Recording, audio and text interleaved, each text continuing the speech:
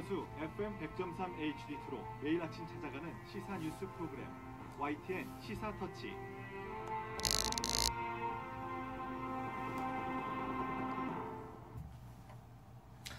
예, 청취자 여러분, 오늘의 앵커 브리핑을 시작하겠습니다. 이재명 시장은 제2의 허경영인가 노무현인가? 포퓰리즘 위키피디아에서는요, 다음과 같이 소개합니다. 대중주의 또는 포퓰리즘은 이데올로기 혹은 정치 철학으로서 대중과 엘리트를 동등하게 놓고 정치 및 사회체제의 변화를 주장하는 수사법 또는 그러한 변화로 정의하고 있죠. 캠브리지 사전은요, 포퓰리즘을 보통 사람들의 요구와 바람을 대변하려는 정치 사상, 활동이라고 정의합니다. 포퓰리즘은요, 라틴어 포폴루트에서 온 말인데요. 이는 인민, 대중, 민중이라는 뜻이랍니다. 따라서 포퓰리즘은 대중주의, 민중주의 정도로 직역할 수 있게 되죠. 영국의 롱맨 사전은요, 포퓰리스트를 부자나 지식인보다는 보통 사람들을 대변하는 자로 가치 중립적 의미로 정의하고 있는 것이 좀 특이합니다. 자, 지난 2010년 중반부터 나타난 유럽발 경제 위기로 세계는 또 하나의 위기를 겪었습니다. 바로 그 단초가 그리스죠. 그리스는 2010년 하반기 IMF와 EU로부터 구제금융을 받는 등 경제가 파탄 지경을 맞습니다. 한국의 보수 언론은요, 위기의 원인을 포퓰리즘과 부패로 꼽았죠. 그리스의 복지 문제는 일부 직종에서 낸 것보다 더 많이 돌려받는 불공정한 관행이 고쳐지지 않았었고요.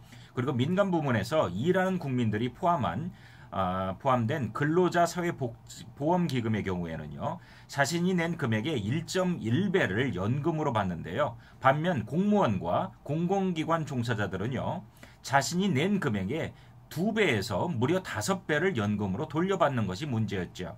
하지만 그리스의 공공복지 지출 비중은 GDP의 21.3%로 OECD 평균의 19.3% 수준에 불과합니다. 그리스의 방만한 연금 운영은 비판 대상이 됩니다.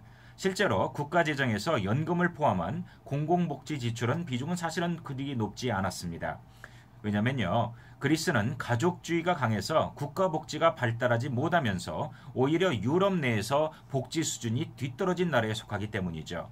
그리스 위기는 포퓰리즘이 아니라 지나친 감세로 인한 세수 부족과 지속적인 경상수지 적자, 단일통화체제, 그리고 부동산 거품 붕괴 등 전혀 다른 데의 원인이 있다는 주장도 제기되었습니다.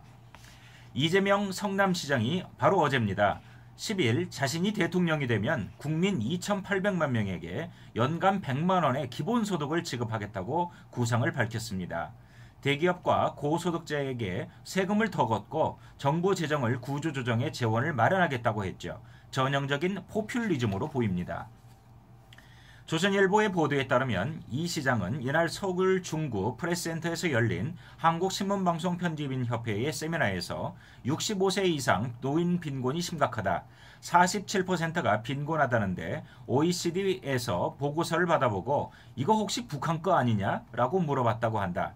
그러면서 기가 막힌 수치였다라고 말했습니다.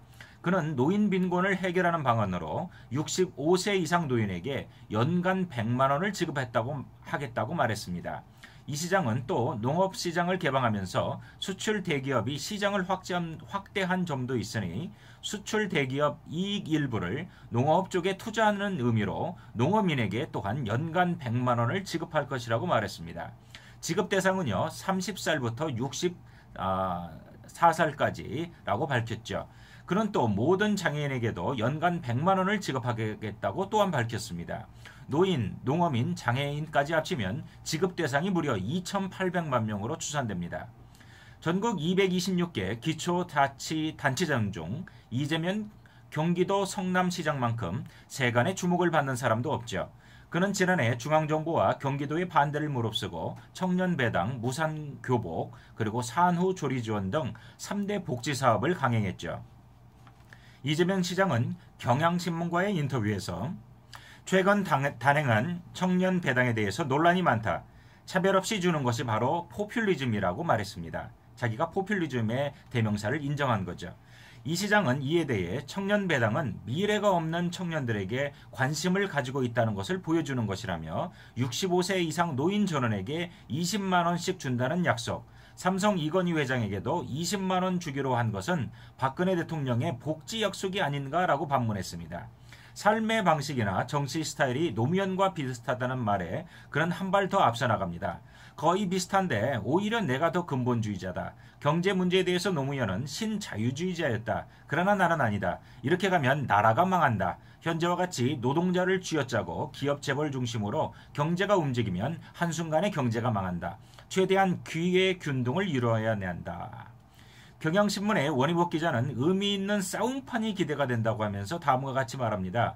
스스로 노무현보다 더 심각한 근본주의자라고 말하는 것은 의외다. 노무현이 대통령이 되어서도 이뤄내지 못했던 것이 지독한 기득권 체제 극복이다. 하지만 이 시장은 조금 달라 보인다. 그는 젊지만 자신의 약점과 한계를 정확히 꿰고 있다. 그는 바보 노무현보다 영리하고 치밀해 보인다. 무엇보다 그는 죽음을 미리 겪고 그 바탕에서 싸움하는 법을 체득했다. 라고 말입니다.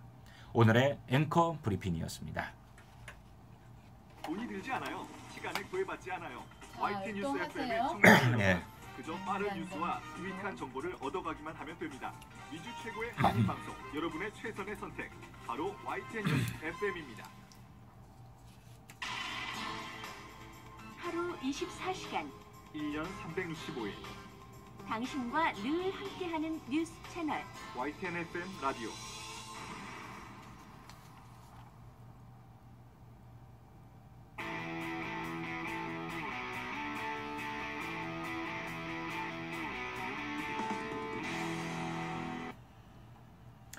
여러분은 깊이 있는 시선이 다른 뉴스 시사터치 일부를 듣고 계십니다.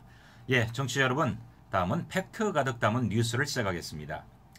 작년을 정점으로 올해부터 생산 가능 인구, 그러니까 15세부터 64세까지가 감소하기 시작하는 인구 절벽이 현실화한다고 한국의 미디어는 경고하는데, 여기에 출산 지도라고 하는 것이 등장합니다.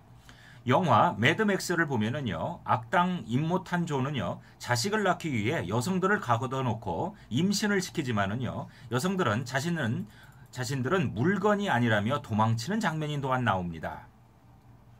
자, 정부가 만든 대한민국 출산지도가 논란이 되고 있죠. 행자부가 대한민국 출산지도 누리집에 전국 243개 지자체별 20살에서 44세의 여성의 인구수가 색깔과 숫자로 표기된 가임기 여성수 지도가 게시됐죠. 행정자치부의 의도는 전국 지방자치단체들의 임신 출산 통계를 한눈에 확인할 수 있도록 지도를 제공하고 내가 사는 지역에 어떤 임신 출산 보육 지원 혜택이 제공되고 있고 어디서 어떻게 받을 수 있는지를 자세히 알게 하기 위해서다라고 하죠.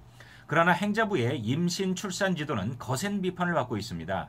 행정자치부는 저출산 문제를 심각성을 알려주고 그리고 저출산 극복을 위해 다 함께 참여하는 분위기를 조성하기 위해다라는 보도자료를 또한 배포했지만요. 의도와는 달리 시도별로 구별하고 가임기 여성수를 한 자리 단위까지 자세히 표기하면서 여성을 국가가 관리하는 공공재 취급하는 것이 아니냐라는 비판이 또한 제기됩니다.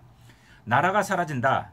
여자들이 애를 낳지 않는다는 통계를 낸다고 해서 애국으로 아이를 낳을 사람은 없다는 것인데요. 이미 애국을 위해서 아이를 낳으라고 하거나 아기 많이 낳는 순서대로 여성 비례 공천을 줘야 한다는 정치인들의 말들은 거센 비판을 받고 있고요. 국민적 저항감에도 불구하고 이런 지도를 국민에게 서비스하게 된 배경에는 국회의원부터 공무원까지 저출산의 원인이 여성이 애를 낳지 않기 때문이라는 잘못된 결론을 도출했기 때문이다라는 지적이 있습니다. 가임기 여성수는 국가 통계 포털에도 이미 공개되어 있었고요. 이렇게 정책적으로 일반 국민이 알기 쉽게 한눈에 인포그래픽으로 정리하는 일은 국민에게 여성이 애를 낳지 않는다는 책임감을 지우는 것 외에는 별다른 기능을 하지 못할 것입니다. 과거에는요, 이와 정반대의 출산 장려 정책이 있었습니다. 그리고 실제적이었습니다. 이를 통해 인구가 많이 늘었죠. 조선시대에도 세종 8년, 세종대왕이죠. 4월 17일 왕은 관청의 계집종, 그러니까 노비입니다. 아이를 낳으면 무려 100일 동안의 휴가를 주었고요. 이를 규정으로 삼도록 형주에 지시했습니다. 법으로 또한 만들었다는 얘기죠. 바로 이게 출산휴가와 육아휴가를 말합니다. 오마이뉴스의 김성수 시민기자의 글을 인용해서 좀 더 자세히 다뤄보겠습니다. 세종 17년 경진년에 경회공처의 비자가 아이를 낳으면 100일 동안 휴가를 주게 했습니다.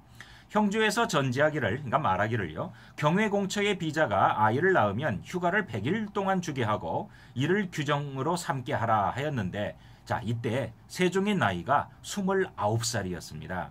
비록 한나라를 다스리는 왕이라고 하나 29살의 청년으로 노비의 출산 휴가까지 염려하는 대목에서 그의 안목의 넓고 깊음, 그러니까 리더십에 대해서 우리가 경탄하지 않을 수 없다는 것이 평입니다. 그런데요, 나아가 세종 12년이 되면은요, 왕은 산전휴가 30일을 추가하는 조치를 또한 내립니다. 세종 19년 병술년에는요, 관노가 출산 1개월 전부터 복무를 면제해 해주라고 명했습니다. 임금이 대연 등에 이르기를 옛적에 관가의 노비에 대하여 아이를 낳을 때는 반드시 출산하고 나서 7일 이후에 복무하게 하였다. 이것은 아이를 버려두고 복무하면 어린아이가 해롭게 될까봐 염려한 것이다. 일찍이 100인간의 휴가를 더 주게 했다는 거죠.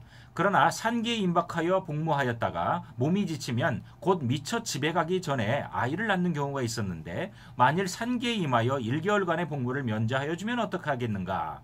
가령 그가 거짓말을 한다 하더라도 1개월까지야 넘을 수 있겠는가? 그러니 상종수에 명하여 이에 대한 법을 제정하게 하라 라고 세종대왕은 명했다고 합니다.